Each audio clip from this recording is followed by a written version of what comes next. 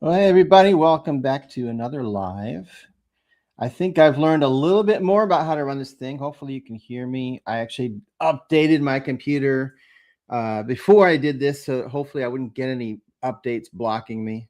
Although as soon as I did the updates, it now says I have more updates to do. And I was rushing here because I was trying to find, man, it's hard to get the camera so that you can see what I'm drinking. So I propped it up on this thing here so you can see it. And if you were here last week, I talked about this kind of a glass because I didn't have one. This one, I went to the bottle shop and they had a pack, like a 3-pack of West Mall Belgians with this glass in it for like $20. So it's a really good deal. So I got that, and you can guess that I'll probably be trying those beers over the next few Saturdays with you, or Sundays. I couldn't get on yesterday. I was doing other things, but I will say this is much heftier glass than I expected. It's pretty heavy and thick. So I'm kind of impressed with that, the quality of the glass. But like I said last week, it's got such a wide mouth on it. I just think it's a bad glass for drinking a beer like a Belgian that has so much aroma and whatnot to it. So I'm not going to be drinking out of that glass. I'll be drinking out of this is still, I think, considered a Belgian glass. It's a little dusty for some reason, though. Oh, well. What doesn't kill you makes you stronger, right? Hey, Joe, what's going on? Thanks for the feedback on the sound. Finally got it going without issues so far. All right, so let's get into this beer. If anybody pops on that I know, I might see if they want to jump on after this for a little bit.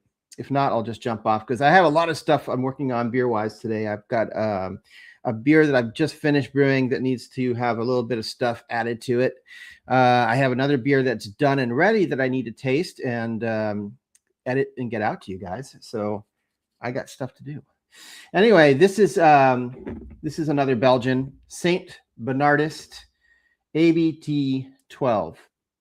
So the idea here is I'm not really a beer reviewer, but I thought it'd be fun to get beers like this to try, and also just talk a little about what I could find on the history and not, because these beers have a lot of history to them. So I'm going to open this.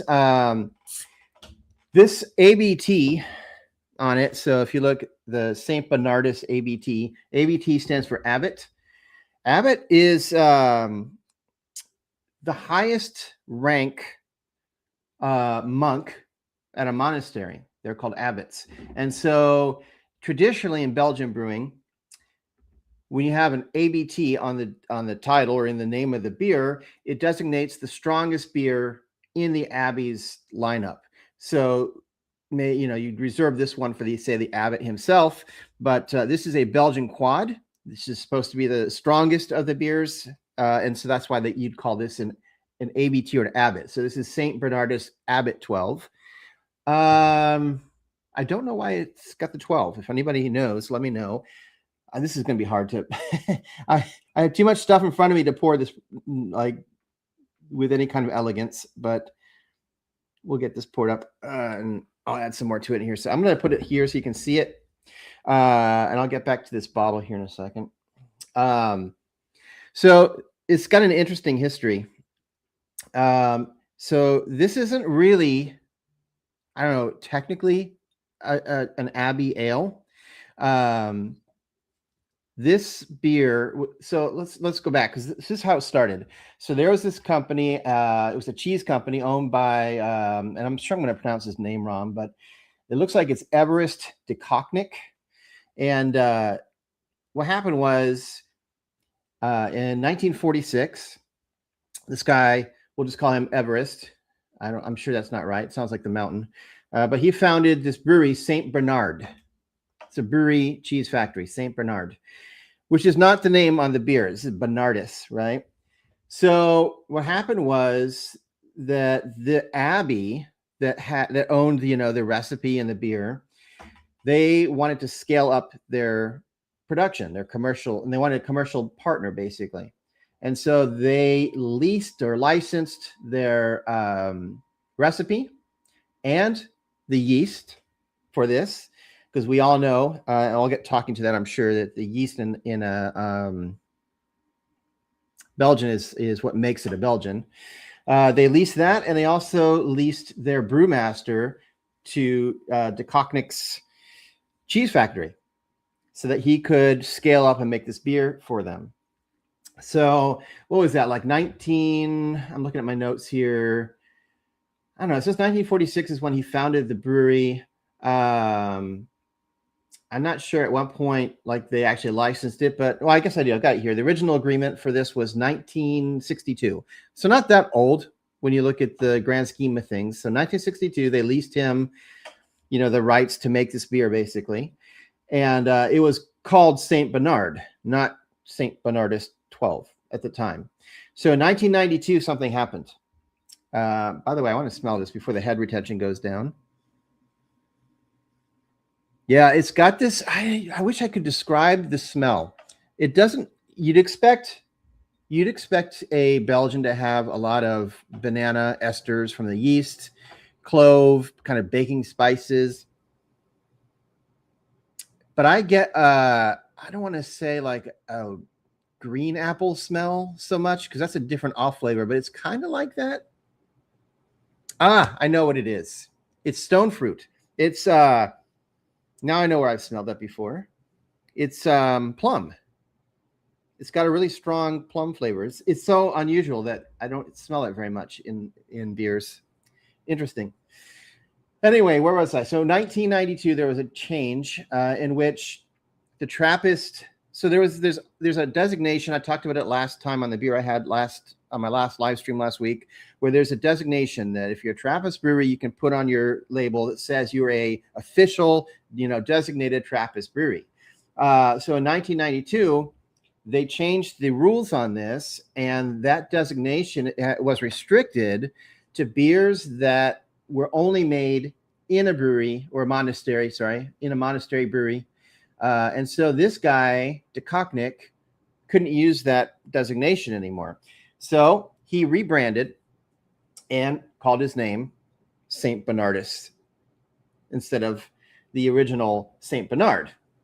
Not much difference, but he did have to change the name.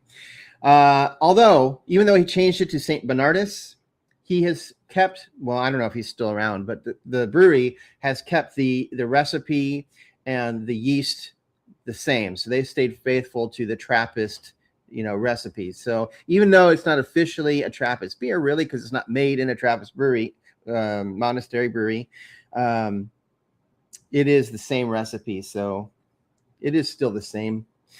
I'm going to try this real quick.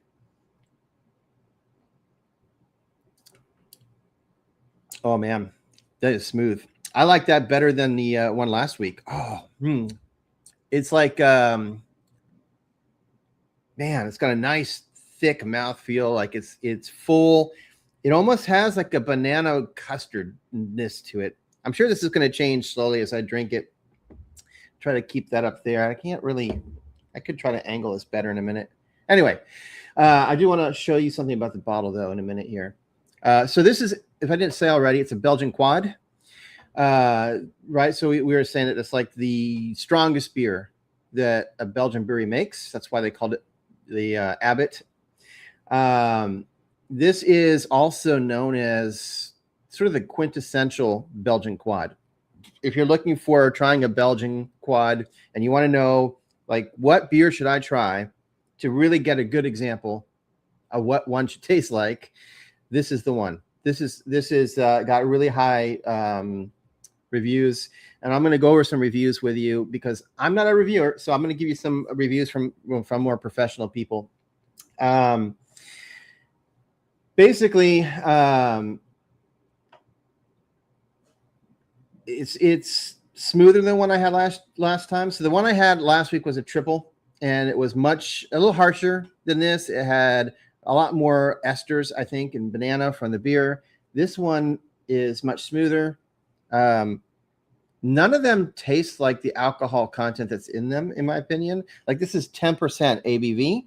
You don't really get that alcohol burn you normally get from a 10% beer. I guess I didn't really go with the appearance. It's maybe hard to see on the camera, but it's kind of a light brown, muddy brown color. It had really good head retention in it initially, but it dissipated pretty quickly. That's not unusual for a high ABV beer where the head retention doesn't stick around too long. So that's not too unusual. And you do get some of the esters, but what I really like is that it's not in your face. Sometimes you drink a Belgian and it's just a mouthful of banana esters and cloves and baking spices. And this is not like that at all. This is super approachable. I can see why this has gotten such good reviews from people.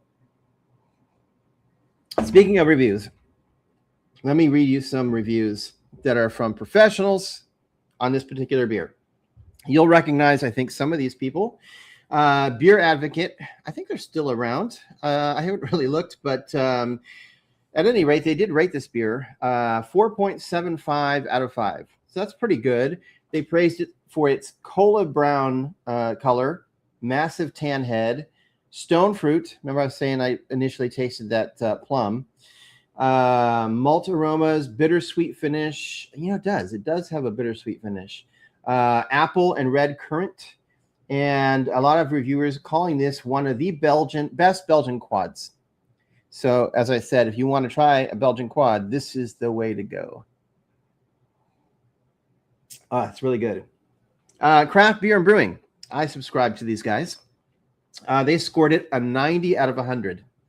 They like the aroma. They said brown sugar. I do get some brown sugar, not on the nose, but when you drink it, I can see how you could get brown sugar from that. It says floral, bready, toffee. A little bready and toffee. Dried fruit, and then it has a clean finish with balanced richness. Yeah, I would say so.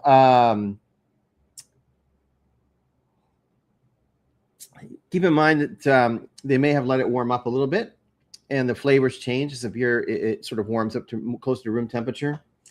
Beer Connoisseur gave it an 85 out of 100, so they gave it the lowest score, but I mean, still, 85 out of 100 is pretty good.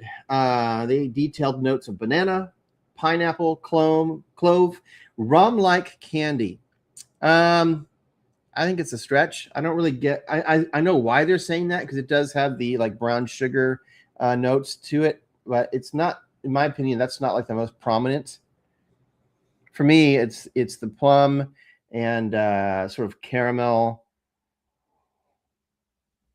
What's interesting, so the next review, the last one, here's the last one I'll read, is from Craft Beer Times. They gave it a 90 out of 100.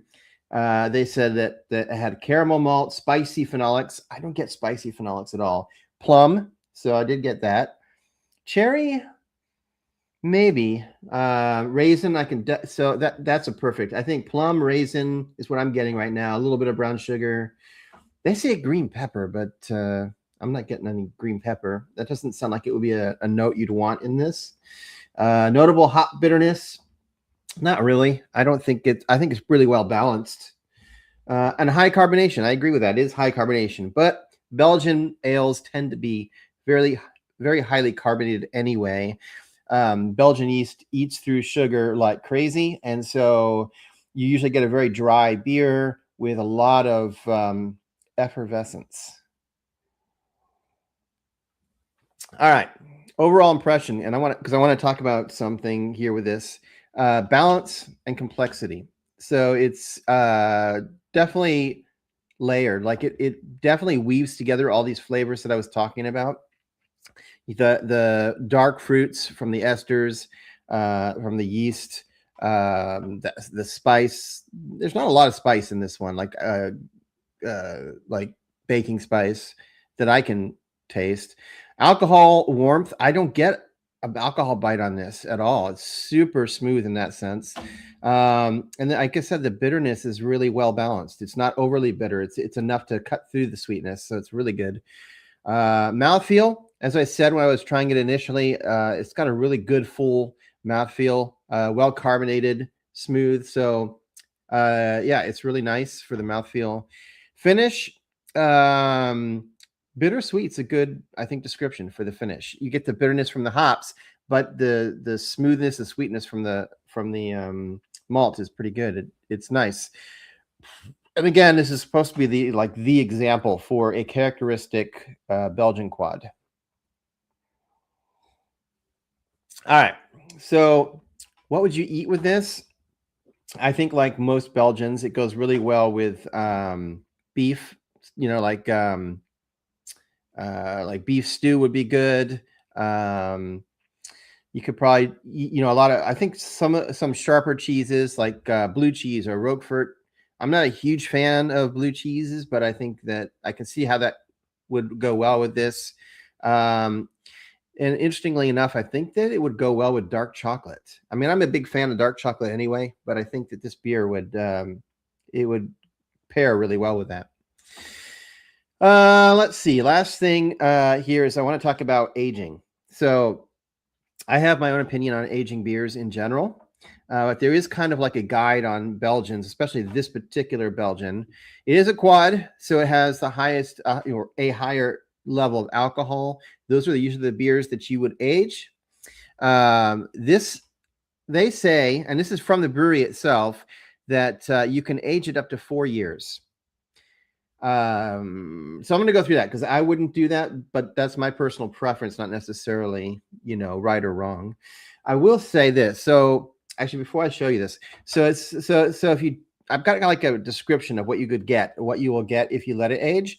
So Mike, the beer that I have here is pretty fresh. It's new, but it doesn't have a brew date on it, which is really frustrating. I wish beers would give a brew date.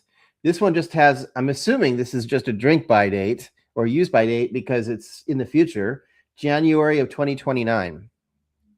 So that's 3 years from now.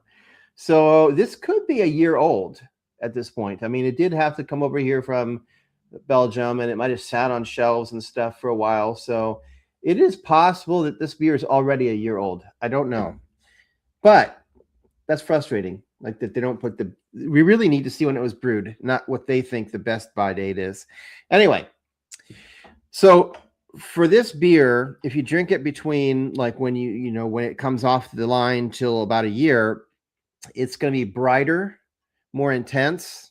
You're going to get more alcohol presence, like that burn or heat from the alcohol. You're still going to get some good amount of fruit and plum. That's what I'm getting. But the alcohol presence can sort of overpower it. I'm not getting that. So I think that this is probably at least a year old.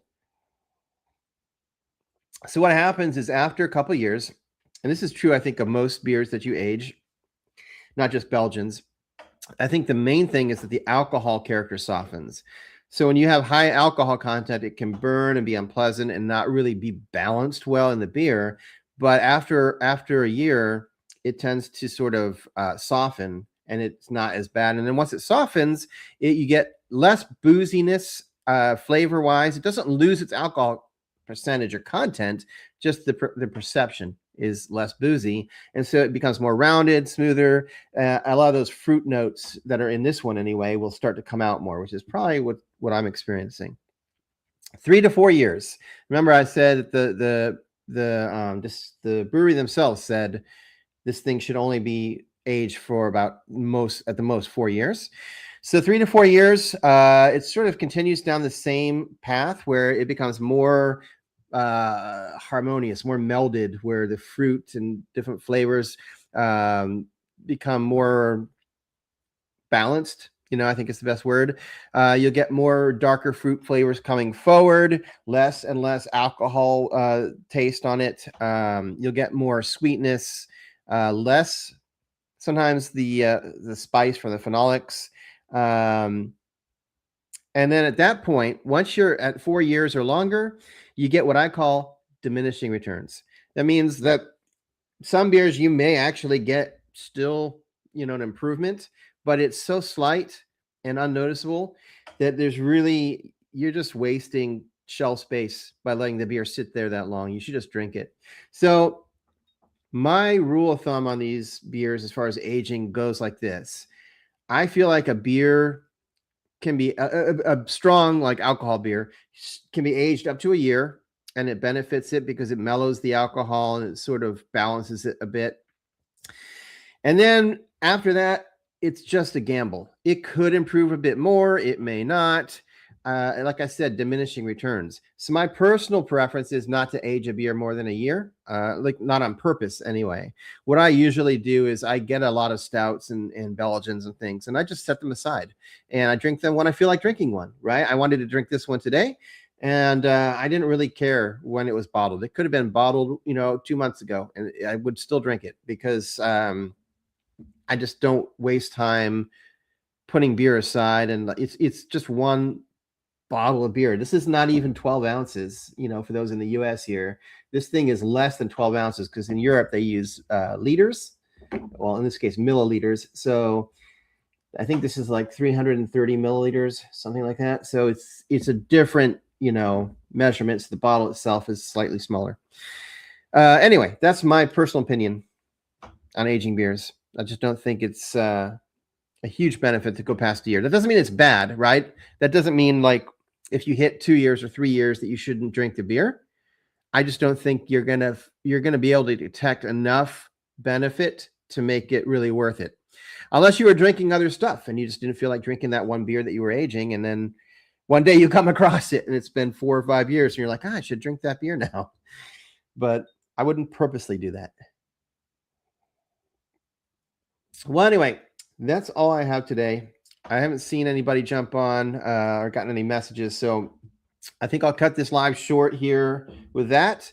And that way I can also get to work on my other beer brewing stuff that I need to do off the camera here and get that done. Anyway, let me know in the comments if you want me to keep looking for beers like this that I can do some research on and find out the history of them. Particularly, like I said in the other ones, I want beers that everybody can easily get. I don't want to get craft beers. Not that I don't like them, but I don't want to put them on a live stream like this to talk about them because chances are it's only a very small amount of people would actually be able to get one. This one's cool. It's got a lot of history, and most bottle shops are going to have this. So you should be able to get it. And I think if you're used to drinking like the grocery store beers, this will be a huge step up towards a more complex, interesting beer. Anyway, I'll see you guys next week and in between when I post some videos. Cheers.